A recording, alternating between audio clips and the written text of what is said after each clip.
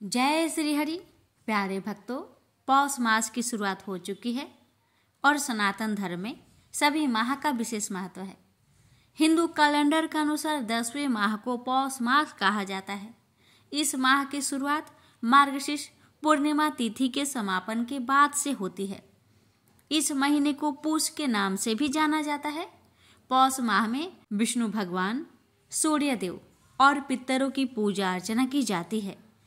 इस साल पौष मास की शुरुआत 16 दिसंबर से होगी और वहीं इसका समापन अगले साल यानी 13 जनवरी 2025 को होगा और इस माह के समापन के बाद माघ महीने की शुरुआत हो जाएगी। तो आइए प्यारे भक्तों, आज की इस वीडियो में आप सभी श्रवण करेंगे पौष मास कथा, श्री रामायण की कथा। श्री हरि भगवान विष्णु के मानव रूप में अवतरित होने और उनसे श्री राम जैसे महामानव बनने की महागाथा।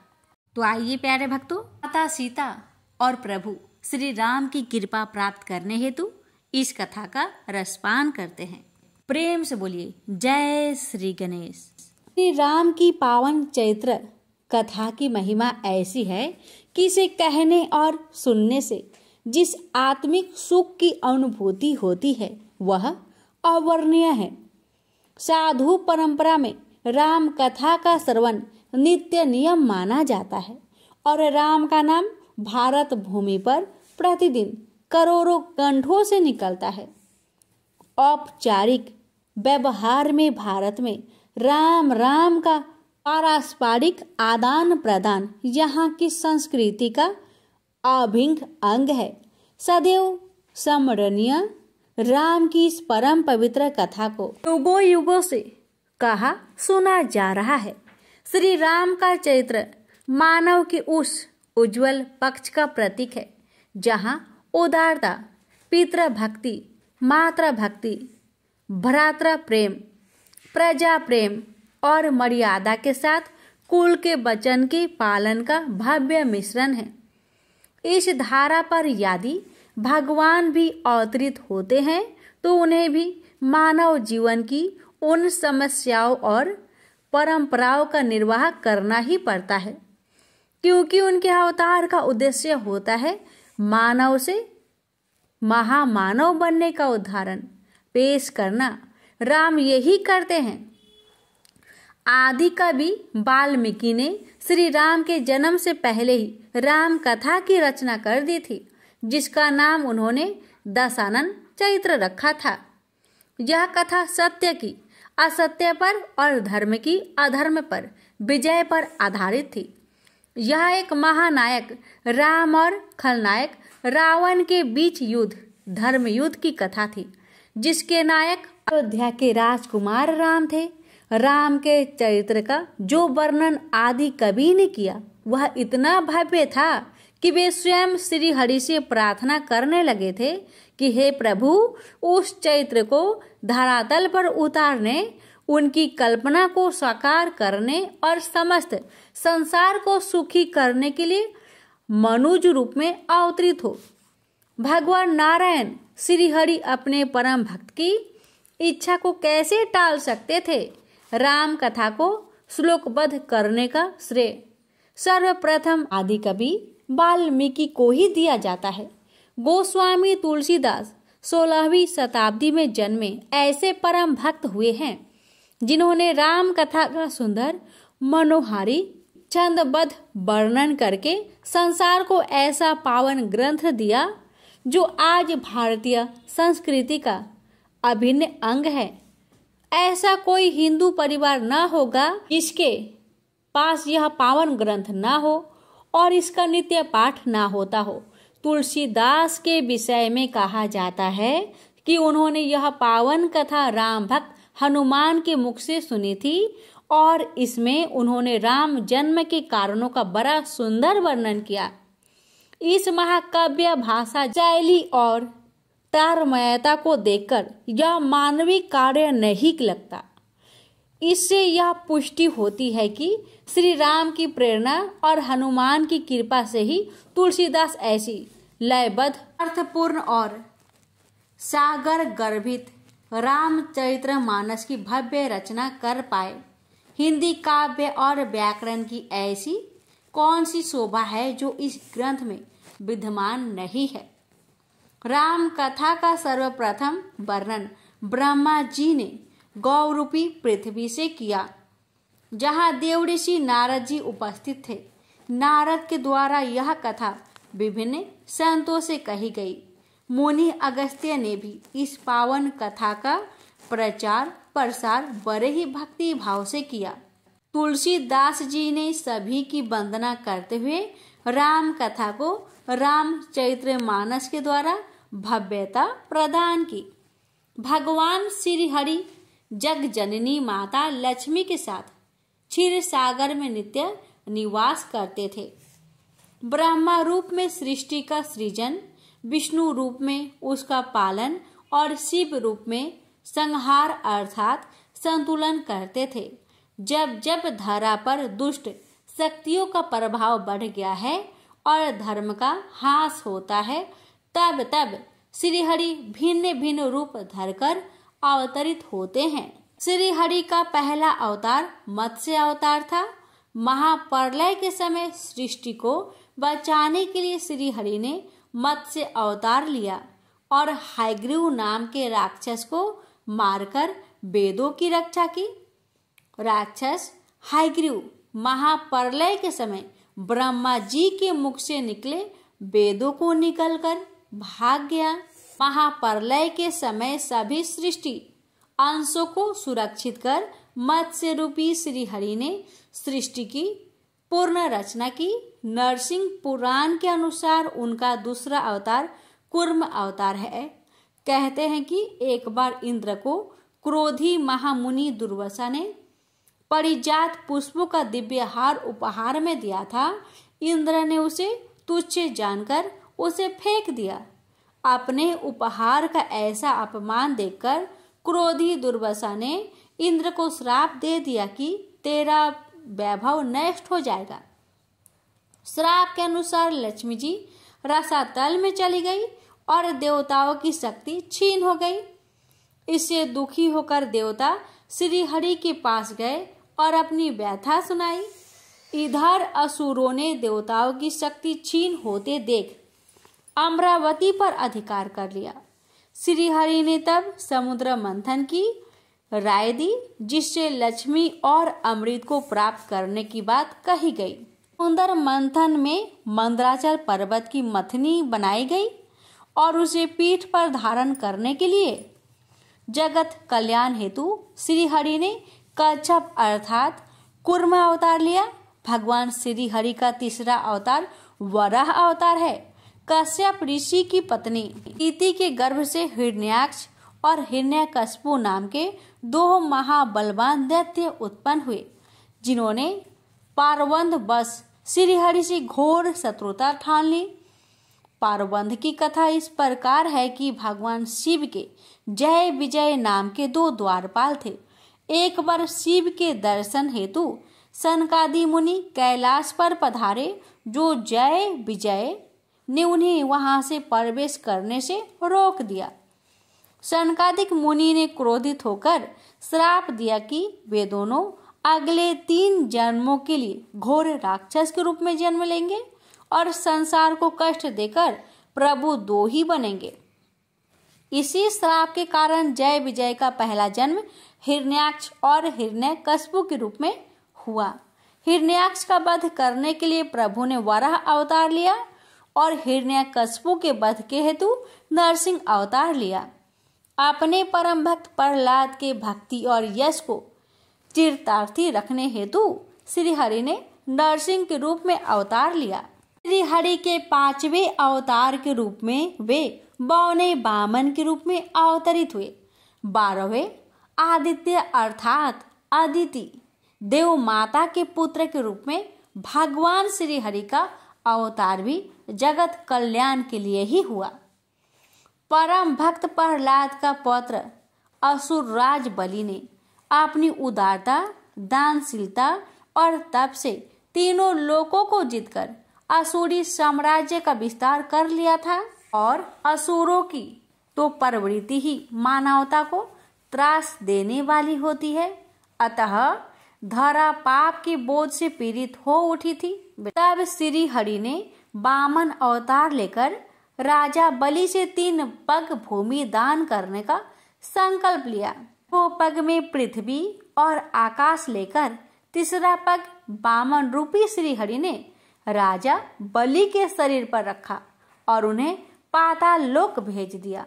इस प्रकार श्री हरि ने बलि का प्रभाव छीनकर देवता व मानव जाति का कल्याण किया और दानवीर राजा बलि को सूतल लोक प्रदान किया।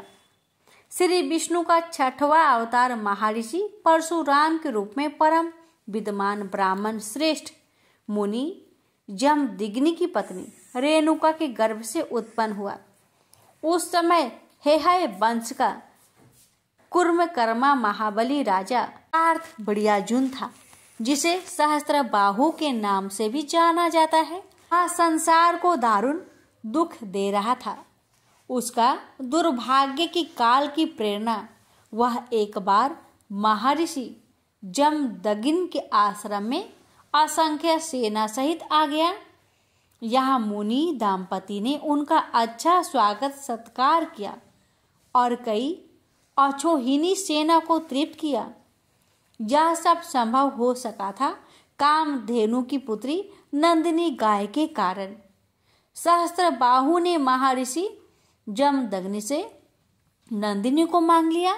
महर्षि द्वारा विनय पूर्वक इनकार कर देने पर सहस्त्रबाहु ने उनका अपमान किया और बलपूर्वक गौ माता को ले गया। जब महर्षि परशुराम को यह समाचार मिला तो अत्यंत क्रोध में फरसा उठाकर उन्होंने हेहय क्षत्रियों के विनाश की प्रतिज्ञा की। परशुराम ने 21 बार युद्ध करके अकेले ही हेहय वंश का विनाश कर दिया और संसार में शांति व धर्म की स्थापना की। परशुराम का अवतार अमर तत्व का था, अतः वे सृष्टि प्रत्न जीवित रहने वाले कहे जाते हैं। राम और कृष्ण के अवतार में उनकी उपस्थिति थी। श्री हरि का राम अवतार त्रेता युग में पहला परशुराम का और दूसरा श्री राम अवतार था। श्री राम के अवतार के कारण कई थे। कश्यप और अदिति ने घोर तपस्या से श्री हरि को प्रसन्न करके उनसे अपने पुत्र रूप में अवतरित होने का वरदान प्राप्त किया था। फिर यही दोनों मनु और शतरूपा के रूप में जन्मे और पुनः श्री हरि की तपस्या कर उनसे यही वर प्राप्त किया। त्रेता युग में यही अयोध्या नरेश दशरथ और महारानी कौशल्या के रूप में जन्मे। श्री हरि ने उनकी घोर तपस्या से प्रसन्न होकर उनके पुत्र के रूप में जन्म लिया। यह प्रभु श्री राम के अवतार का एक प्रमुख कारण था। श्री हरि ने मनुज राम रूप में जन्म लेने का एक और रोचक कारण देवऋषि नारद का कौतुक भरा चरित्र रहा है। जो प्रभु के परम भक्त है, देवऋषि नारद का चरित्र बड़ा ही रोचक और कौतुकपूर्ण है। उन्हें सृष्टि का प्रथम संवाददाता कहना अतिशयोक्ति न होगी। वे जन कल्याण हेतु राजनीति का भी प्रयोग करते हैं। 2.5 घड़ी से अधिक एक स्थान पर न ठहरने वाले देवऋषि नारद निरंतर बीना की मधुर ध्वनि पर नारायण नारायण का जप करते हैं। एक बार नारद जी ने हिमालय पर्वत पर एक रमणीक स्थान देखा तो निर्मल वृत्ति के कारण उनकी वही समाधि लग गई। देव समाज में इंद्र एक ऐसे संकालु देवता है जो साधारण व्यक्ति द्वारा तप करने पर भी विचलित हो उठते हैं कि कहीं वह उनका इंद्र आसन ना छीन ले। अब जबकि नारद जी समाधि हो गए तो इंद्र का संकित हो जाना और भी स्वाभाविक था। देवऋषि तप करके कहीं उनका इंद्र आसन तो प्राप्त नहीं करना चाहते। इसी शंका के चलते देवराज इंद्र ने अपने मित्र कामदेव की सहायता ली। कामदेव किसी भी विधि से देवऋषि की समाधि भंग न करा सके और अंततः उनके चरणों में नत हो गए। प्रभु की ऐसी प्रेरणा हुई कि नारद जी के मन में काम विजेता होने का अभिमान हो गया। नारद जी ने इसे अपनी उपलब्धि मानकर ब्रह्मा जी, शिव जी और फिर श्री हरि विष्णु को जा सुनाई। श्री हरि ने अपने इस परम प्रिय भक्त के अभिमान को दूर करने के लिए एक माया रच डाली। इस माया से श्री हरि ने एक सुंदर नगर, वहां का वैभवशाली राजा और अत्यंत रूपवती राजकन्या विश्व मोहिनी का सृजन किया और ऐसा संयोग बनाया कि नारद जी उस नगर में कौतूहल बस पहुंच गए। आज से पूर्व उन्होंने न वह नगर कभी देखा था और न उसका नाम सुना था। उन्होंने कभी ऐसा अपूर्व सुंदरी भी न देखी थी जिसकी हस्तरेखाओं में उसका वर तीनों लोकों का आधिपति होगा, ऐसा लिखा था। माया के भ्रम में फंसे नारद जी सीधे बैकुंठ पहुंचे और श्री हरि की स्तुति करके उनसे हरि का रूप मांग लिया।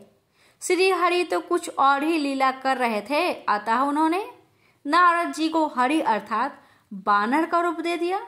विश्व मोहिनी के स्वयंवर में बानर रूपी नारद जी का बड़ा ही अपमान हुआ और विश्व मोहिनी को श्री हरि विष्णु भगवान ही वर ले गए। ऐसे में देव ऋषि को क्रोध आना स्वाभाविक ही था। भक्तों को भगवान ने यह अधिकार दिया भी है। नारद जी क्रोध से भरे बैकुंठ पहुंचे तो लक्ष्मी रूप में विश्व मोहिनी को देख सब समझ गए। देव ऋषि नारद बोले, आहा, तो यह कारण था मुझे बानर रूप देने का।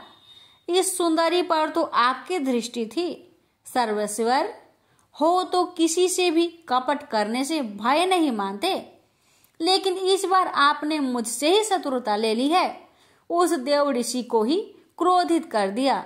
इसने कामदेव को जीता था। प्रभु, आपने यह उचित नहीं किया। आपने देव ऋषि को स्त्री वियोग का अपार कष्ट दिया है।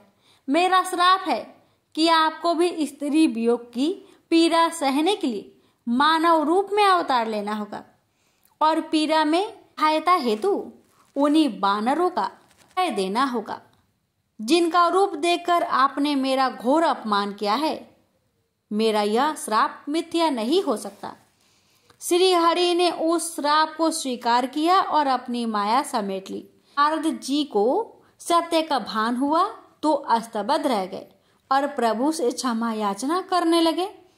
श्री हरि ने उन्हें बोध कराया कि वह सब उन्हीं की प्रेरणा से विशेष कार्य संपादन हेतु किया गया है, अतः उन्हें गलानी करने की आवश्यकता नहीं है। इस प्रकार श्री हरि के राम अवतार के कई कारण में से एक कारण ये भी रहा। अन्य कारणों में से एक कारण ये भी था कि संसार में रावण व कुंभकर्ण के अत्याचारों से सुर, नर, मुनि, धेनु आदि सभी अत्यंत पीड़ित होने लगे थे। वास्तव में रावण कुंभकर्ण के रूप में शिव जी के द्वारपाल जय विजय का ही पूर्ण जन्म हुआ था। इन्हें श्री हरि ने राम अवतार लेकर मुक्ति प्रदान की थी। प्रेम से बोलिए जय सिया राम। सीता माता को सिया, जानकी और मैथिली के नाम से भी जाना जाता है। सीता माता भगवान विष्णु के अवतार राम की पत्नी है। आइए भक्तों, श्रवण करते हैं सीता माता की नित्य नेम की कथा। माता सीता का 12 वर्ष का नियम था कि वे एक कथा भगवान राम को सुनाती थी, लेकिन एक बार राम जी को किसी कारण बाहर जाना पड़ा। इस पर माता ने कहा, अगर आप चले गए तो मैं कहानी किसे सुनाऊंगी। भगवान ने कहा कि आप कुएं के पाल पर जाकर बैठ जाना और वहां जो औरतें पानी भरने आएगी उन्हें अपनी कहानी सुना देना। देवी सीता ने बिल्कुल वैसा ही किया और कुएं के पास जाकर बैठ गई। तभी एक स्त्री आई। उसने रेशम की साड़ी पहन रखी थी और सोने का घड़ा ले रखा था। सीता माता उसे देखकर कहती है कि बहन, मेरा 12 वर्ष का नित्य नियम सुन लो। लेकिन उस स्त्री ने उनका नियम सुनने को मना कर दिया और बिना सुने वहां से चली गई। थोड़ी देर बाद उसकी रेशम जरी की साड़ी फट गई। सोने का घड़ा मिट्टी के घड़े में बदल गया। ये देख उसकी सास उस पर गुस्सा किया और कहा कि किसका दोष अपने सिर लेकर आई है। सास की बात सुनकर बहू ने सारी बात अपनी सास को सुना दी। अगले दिन ही वही साड़ी और घड़ा लेकर सास कुएं पर गई। माता सीता वहीं पर थी और औरत को देखकर देवी ने कहा कि आप मेरी कहानी सुन लीजिए। सास ने कहा, एक बार नहीं 4 बार सुन लूंगी। माता सीता ने अपना नियम सुनाना शुरू किया। राम आए लक्ष्मण आए, देश के पुजारी आए, नित्य नेम का नेम लाए। आओ राम बैठो राम, तपी रसोई जियो राम। माखन मिश्री खाओ राम, दूध बतासा पियो राम। सूत के पलका मोठो राम, साल दुसाला पोठो राम। साल दुसाला ओढ़ो राम, जब बोलू जब राम ही राम। राम सवारे सबके काम, खाली घर भंडार भरेंगे। सबका बेड़ा पार करेंगे। श्री राम जय जय राम। तब सास ने कहा कि बहन, आपकी कहानी तो बहुत अच्छी है। ऐसा कहकर वे अपने घर की ओर चली गई। थोड़ी समय बाद उसकी साड़ी रेशम जरी की बन गई और घड़ा सोने का बन गया। बहू के पूछने पर सास ने कहा कि बहू, तू दोष लगा के आई थी और मैं अब दोष उतारकर आ रही हूँ। सास ने कहा, वे कोई साधारण स्त्री नहीं है, बल्कि सीता माता थी।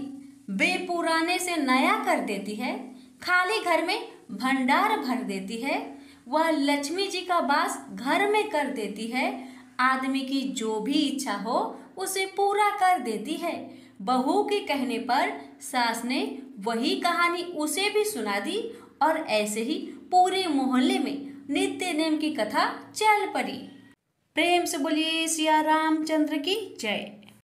राम लक्ष्मण जी की कहानी। राम लक्ष्मण की कहानी भगवान श्री राम, लक्ष्मण और सीता जी पिता दशरथ जी की आज्ञा से वनवास जाने लगे।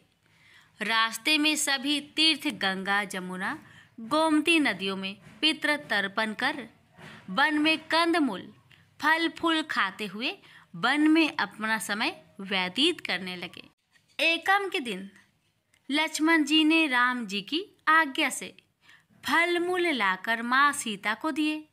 तब माँ सीता ने 4 पत्तल परोसी।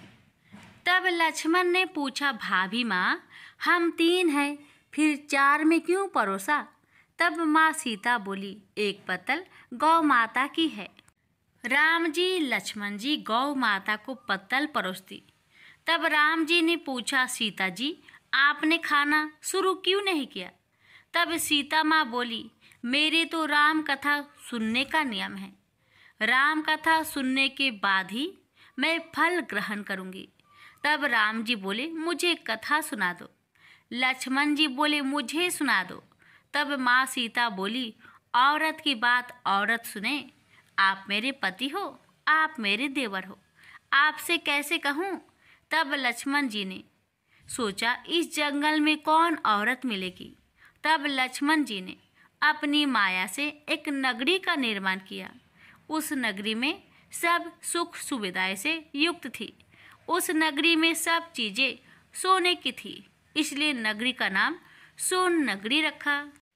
सभी नगर निवासियों को घमंड हो गया। उस नगरी में कोई गरीब नहीं था।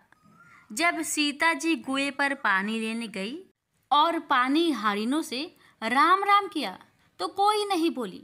थोड़ी देर में एक छोटी कन्या आई। सीता जी उससे राम राम बोली और कहा कि बाई राम कथा सुनेगी।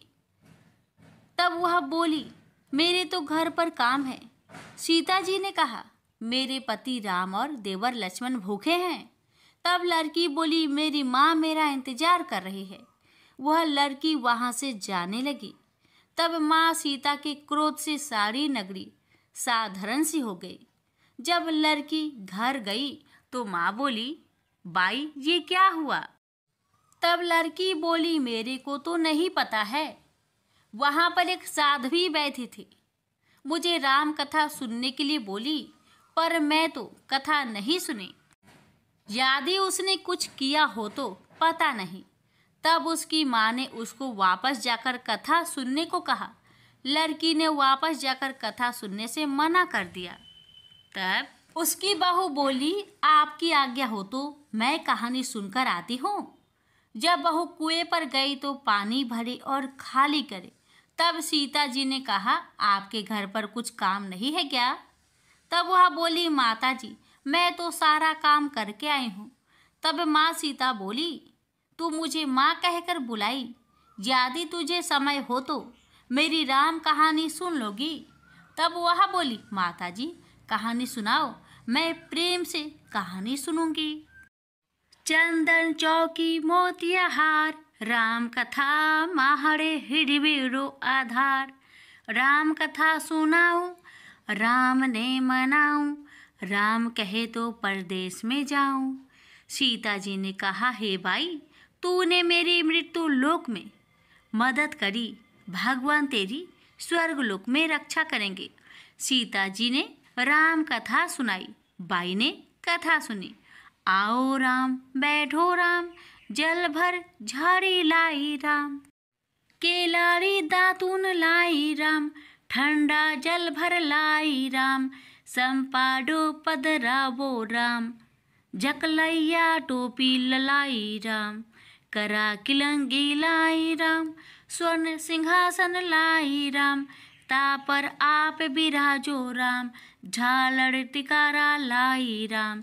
शंख ध्वनि गरनाऊ राम, हिडिबे हीरा शोभे राम। निरखता मन मोहे राम, चरण शरण में आई राम। शरण आपरी ले लयो राम, माखन मिश्री लाई राम। माखन मिश्री आरोगो राम, दूध भर कटोरी लाई राम। मेवा चिरंजी परोसू राम, खाती मीठी चाखा राम। चरखो फरखो आरोगो राम, रूच रूच भोग लगाऊं राम। जो भावे सो ले लो राम, जल भर झाड़ी लाई राम। अभी आचमन कर लो राम, रे श्याम गमछा लायो राम। हाथ मुँह पोछ लियो राम, पुष्पासु सेज बिछाऊ राम। अंतरिया छिड़काऊ राम, हिगलू डोलिया डलाऊ राम। सीता जी चरण दबावे राम, सुख भर सेज पोढ़ो राम। हजार पंखा ढोलू राम, थामे राम महा में राम। रोम रोम में राम ही राम, घट घट माया विराजो राम।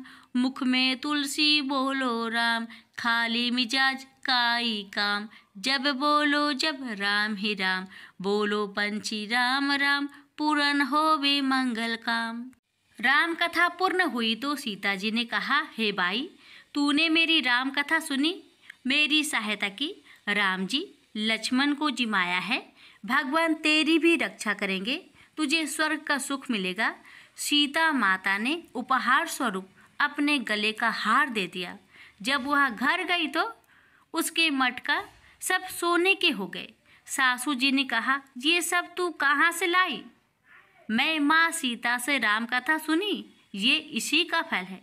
सासू जी ने कहा, प्रतिदिन राम कथा सुनाना। बाई को राम कथा सुनते हुए बहुत दिन हो गए। अब उसने माँ सीता से पूछा, इसका उद्यापन विधि बतलाओ। तब सीता जी ने कहा, 7 लड्डू लाना, 1 नारियल लाना, उसके 7 भाग करना। 1 भाग मंदिर में चढ़ाना, जिससे मंदिर बनावे जितना फल होता है। 1 भाग सरोवर के किनारे गाड़ देना, जिससे सरोवर खुदवाने जितना फल होता है। 1 भाग भागवत गीता पर चढ़ाना, जिससे भागवत गीता पाठ करवाने जितना फल होगा। 1 भाग तुलसी पर चढ़ाना, जिससे तुलसी विवाह जितना फल होगा। 1 भाग कवारी कन्या को देवे, जिससे कन्या विवाह जितना फल होगा। 1 भाग सूरज भगवान को चढ़ाना, जिससे 33 करोड़ देवी देवता को भोग लगाने जितना फल होगा। अब उसने विधि पूर्वक उद्यापन कर दिया। माता सीता के पास आई, माता मैंने तो विधि पूर्वक उद्यापन कर दिया, अब 7 दिन बाद बैकुंठ से विमान आएगा। गांव के सारे लोग एकत्र हो गए और पूछने लगे कि भाई तूने ऐसा कौन सा धर्म पुण्य किया गीता भगवत गीता के पाठ किए, हमें भी बताओ। तब बाई ने कहा, मैंने तो माता सीता से प्रतिदिन राम कथा सुनी और नियम से उद्यापन किया। तब समस्त ग्रामीण राम कथा सुनने की जिद करने लगे। तब बाई राम कथा कहने लगी और सब नर नारी सुनने लगे। राम कथा संपूर्ण होते ही समस्त नगरी सोने की हो गई। बाई ने कहा, जो कोई राम कथा सुनेगा उसको मेरे समान ही फल मिलेगा। सब राम लक्ष्मण की जय जयकार करने लगे और विमान स्वर्ग में चला गया। 7 स्वर्ग के दरवाजे खुल गए। पहले द्वार पर नाग देवता समस्त देवी देवता पुष्प वर्षा करने लगे। देवताओं ने पूछा कि तूने क्या पुण्य किया? तब उसने कहा, मैंने राम लक्ष्मण जानकी की कहानी सुनी। तू समस्त देवताओं ने कहा, वर मांग। तब उसने कहा, मेरे तो सब सिद्धियां है, मुझे यह वर दो कि जो भी श्रद्धा व भक्ति से राम कथा राम लक्ष्मण जानकी की कहानी सुनेगा उसको मेरे समान ही फल मिले। सभी देवताओं ने पुष्प वर्षा करते हुए तथास्तु कहा। चारों ओर राम राम की जय जयकार होने लगी। प्रेम से बोलिए सीताराम की जय। लंकापति रावण के वध के बाद जब अयोध्यापति प्रभु श्री राम की कीर्ति दूर दूर तक फैल रही थी और वह मर्यादा पुरुषोत्तम कहलाने लगे, तब एक दिन महादेव शिव की इच्छा भी मर्यादा पुरुषोत्तम श्री राम से मिलने की हुई। पार्वती को संग लेकर महादेव कैलाश पर्वत उतरकर अयोध्या नगरी के रास्ते चल पड़े। भगवान शिव और माँ पार्वती को अयोध्या आया देखकर राम जी बहुत खुश हुए। माता जानकी ने उनका उचित आदर सत्कार किया और स्वयं भोजन बनाने के लिए रसोई में चली गई। इस बीच भगवान शिव ने श्री राम जी से पूछा, आपके सेवक हनुमान जी दिखाई नहीं पड़ रहे हैं? श्री राम बोले, वे बगीचे में हैं। शिव जी ने श्री राम जी से बगीचे में जाने की अनुमति मांगी और पार्वती जी का हाथ थामकर बगीचे में आ गए। बगीचे की खूबसूरती देखकर उनका मन मोहित हो गया। आम के एक घने वृक्ष के नीचे हनुमान जी दीन दुनिया से बेखबर गहरी नींद में सोए थे और एक लय में खराटे से राम नाम की ध्वनि उठ रही थी। चकित होकर शिव जी और माता पार्वती एक दूसरे की ओर देखने लगे। माता पार्वती मुस्कुरा उठी और वृक्ष की डालियों की ओर इशारा किया। राम नाम सुनकर पेड़ की डालियां भी झूमने लगी थी और इनके बीच से भी राम नाम उच्चारित हो रहा था। शिव जी इस राम नाम की धुन में मस्त मगन होकर खुद भी राम राम कहकर नाचने लगे। माता पार्वती जी ने भी अपने पति का अनुसरण किया और अपने कोमल पैर थिरकाने लगी। शिव जी और पार्वती जी के नृत्य से ऐसी झनकार उठी कि स्वर्ग लोक के देवतागण भी आकर्षित होकर बगीचे में आ गए और राम नाम की धुन में सभी मस्त हो गए। माता जानकी भोजन तैयार करके प्रतीक्षार्थ थी, परंतु संध्या घिरने तक भी अतिथि नहीं पधारे। तब अपने देवर लक्ष्मण जी को बगीचे में भेजा। लक्ष्मण जी तो स्वयं को श्री राम का सेवक ही मानते थे। अब बगीचे में आकर जब उन्होंने धरती पर स्वर्ग का नजारा देखा तो खुद भी राम नाम की धुन में झूम उठे। महल में माता जानकी परेशान हो रही थी कि अभी तक भोजन ग्रहण करने कोई भी क्यों नहीं आया। उन्होंने श्री राम जी से कहा, भोजन ठंडा हो रहा है, चलिए हम ही जाकर बगीचे में से सभी को ले आए। जब राम जी बगीचे में गए तो वहां राम नाम की धुन मची हुई थी। हनुमान जी गहरी नींद में सोए हुए थे और उनके खराटों से अभी तक राम नाम निकल रहा था। श्री राम भाव विहल हो उठे। राम जी ने हनुमान जी को नींद से जगाया और प्रेम से उनकी तरफ निहारने लगे। हनुमान जी प्रभु को आया देख शीघ्रता से उठ खड़े हुए। नित्य की सभा भंग हो गई। शिव जी खुले कंठ से हनुमान जी की राम भक्ति की सराहना करने लगे। हनुमान जी सकुचाए लेकिन मन ही मन खुश हो रहे थे। श्री सिया राम ने भोजन करने का आग्रह भगवान शिव जी से किया। तभी लोग महल में भोजन करने के लिए चल पड़े। माता जानकी भोजन परोसने लगी। हनुमान जी को भी श्री राम जी ने पंक्ति में बैठने का आदेश दिया। हनुमान जी बैठ तो गए, परंतु आदत ऐसी थी कि राम जी के भोजन करने के उपरांत ही सभी लोग भोजन करते थे। आज श्री राम के आदेश से पहले भोजन करना पड़ रहा था। माता जानकी हनुमान जी को भोजन परोसती जा रही थी, पर हनुमान जी का पेट ही नहीं भर रहा था। सीता जी कुछ समय तक तो उन्हें भोजन परोसती रही, फिर समझ गई इस तरह से हनुमान जी का पेट नहीं भरेगा। उन्होंने तुलसी के एक पत्ते पर राम नाम लिखा और भोजन के साथ हनुमान जी को परोस दिया। तुलसी पत्र खाते ही हनुमान जी को संतुष्टि मिली और वह भोजन खाकर उठ खड़े हुए। भगवान शिव शंकर ने प्रसन्न होकर हनुमान जी को आशीर्वाद दिया कि आपकी राम भक्ति युगों युगों तक याद की जाएगी और आप संकट मोचन कहलाएंगे। प्रेम से बोलिए सिया रामचंद्र की जय। हर हर महादेव। माता पार्वती की जय। हनुमान जी की जय।